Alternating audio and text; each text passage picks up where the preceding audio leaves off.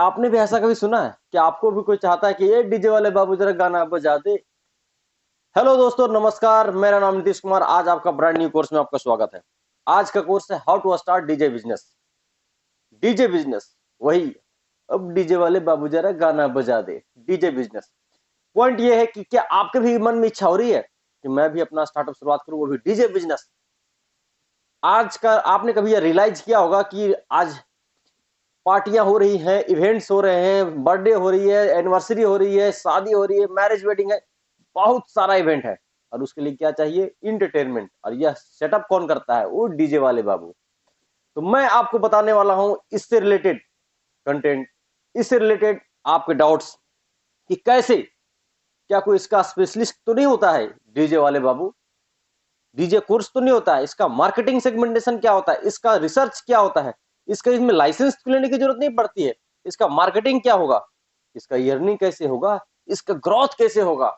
इसका पिटफॉल क्या होगा? इसका कंपटीशन क्या होगा? इस सारे सवालों का जवाब मैं दूंगा इस वीडियो में। अगर आपको ज्यादा जानकारी करनी है, इस वीडियो को आपको देखनी पड़ेगी।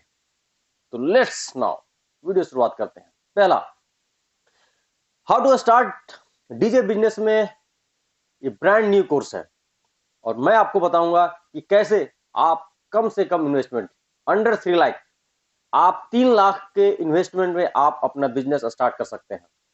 इसमें 10 पॉइंट है और पॉइंट वाइज मैं आपको क्लियर करूंगा। पहला point, how to start DJ business. आपको डीजे के लिए कोई कोर्स करने की जरूरत नहीं है।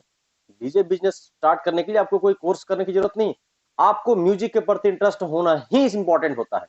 पहला पॉइंट हो गया। दूसरा, आप सोचेंगे कि चलो ठीक है, हमने डीजे शुरुआत कर दी, इसका मार्केट कहां से मिलेगा? प्रमोशन हम कैसे करेंगे? प्रमोशन, प्रमोशन क्या है? आपके रिलेटिव है। सपोज मानिए कि आप जिस जगह पर रहते हैं उसके 5 किलोमीटर के रेडियस में आपके रिलेटिव होंगे, आपके कॉलेज के फ्रेंड होंगे। As a referral, mouth to mouth, अरे यार उसका तो डीजे का है, उसका साउंड सिस्टम है यार, उसका अच्छा साउंड सिस्टम है। आपका इंटरेस्ट आपका प्रमोशन कराता है। नेक्स्ट आता है लाइसेंस। लाइसेंस की जहां तक बात करते हैं तो लाइसेंस में फर्स्ट ऑफ ऑल ज्यादा जरूरत नहीं है। इन फ्यूचर आपका अगर सेटअप बढ़ता है फिर लाइसेंस के बारे में आप चेक कीजिएगा, लेकिन स्टार्टिंग में आपको कोई लाइसेंस की जरूरत नहीं होती है। नेक्स्ट आता है इन्वेस्टमेंट। अब आपके दिमाग में यार कितना पूंजी लगेगा, कितना हमें पैसा खर्च लगेगी, तो मैं आपको बताता हूँ इन्वेस्टमेंट क्या है। इन्वेस्टमेंट में कुछ एक टूल्स है, कुछ एक इक्विपमेंट्स है जो आपको परचेज करनी पड़ेगी। पहला, डीजे कंसोल, पहला हो गया। दूसरा हो गया डीजे मिक्सर। तीसरा हो गया कंट्रोलर। चौथा हो गया लैपटॉप और पांचवा हो गया हेडफोन। डिपेंड ऑन, आपके ऊपर डिपेंड पड़ता है कि आप किस प्रकार के लैपटॉप खरीदना चाहते हैं या किस प्रकार के हेडफोन खरीदना चाहते हैं। ऐसे मिनिमम बजट के अगर देखा जाए तो 1.5 से 2 लाख रुपए के अंदर आपको ये सारी इक्विपमेंट आ जाएगी। फिर भी अगर आप ये इक्विपमेंट ना खरीद सके और फिर भी आप स्टार्टअप शुरुआत करना चाहते हैं, फिर भी कर सकते हैं, रेंट पर हायर कर सकते हैं। आप बहुत सारे ऐसे हैं, आप जाकर के रेंट से ले सकते हैं। अब बात करते हैं, इन्वेस्टमेंट हो गया, प्रमोशन हो गया। अब बात करते हैं अर्निंग की। आपको पर ईयर कम से कम, पर ईयर कम से कम 10 लाख से 12 लाख रुपए की अर्निंग हो सकती है। वो कैसे? आप देखिए, सपोज मानिए कि पर मंथ कम से कम आपने 5 से 7 इवेंट करने हैं। नॉर्मल मानिए 10, कम से कम तो होगा ही होगा, है ना?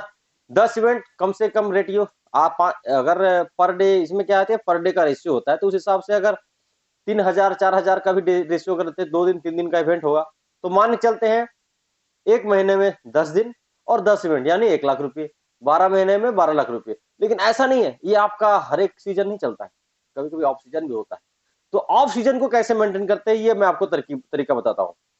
ऑफ सीजन को मेंटेन करने के लिए आपको किसी नाइट क्लब या 5 स्टार होटल या जैसे बोलते हैं ना, रिंग सेरेमनी हो गया या बर्थडे सेलिब्रेशन हो गया, इसके लिए भी आपको काम करनी पड़ेगी।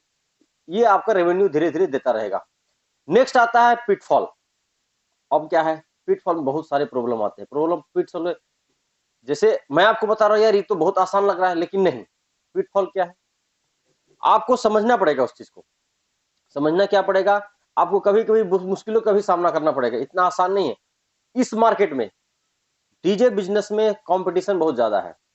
कंपटीशन क्या ज्यादा है, कभी कभी जब मार्केट को हम रिसर्च करते हैं ना, तो कंपटीशन किस बात का है कि सबका सिस्टम एक, कंट्रोलर एक, लेकिन इंटरेस्ट कैसे पैदा होगा पब्लिक का आपके प्रति। तो पिटफॉल ही यहाँ पर मजबूर होता है। पिटफॉल क्या है कि आप कहीं पर स्टेज परफॉर्मेंस करने में आप शाय तो नहीं होते हैं, आपको संकोच तो नहीं है बातचीत करने में, कि आप कि जैसे क्या होता है कि सपोज मानिए कि आपको वेडिंग एनिवर्सरी का आप डीजे साउंड बजा रहे हैं, आप बिल्कुल झल्ला झाला निर्मल सा आदमी रहेंगे, तो अगला को अगर कोई म्यूजिक चेंज करवाना हो या कुछ फरमाइश करना, तो वो दिमाग में उसके सस्पेंस ना हो चाहिए, यार बंदा बोलेंगे और क्या करेगा, ये होएगा पिटफॉल। कंपटीशन सबसे टॉप कंपटीशन है। डिफरेंट वे बजाने का जो तरीका है ना, वो डिफरेंट वे में होना चाहिए, ये आपका है कंपटीशन। म्यूजिक हर वही है, सबका म्यूजिक वही है, सिस्टम वही है, मिक्सर वही है, कंसोल वही है, कंट्रोलर वही है, लैपटॉप वही है, हेडफोन वही है, बट बजाने का कला होना चाहिए। ऑडियंस आपके गानों पर थिरकना चाहिए, ये होती है कंपटीशन को कैप्चर करने की क्षमता। थैंक यू, आपने इस वीडियो को अपने कीमती समय देकर के देखा, इसके लिए बहुत बहुत धन्यवाद।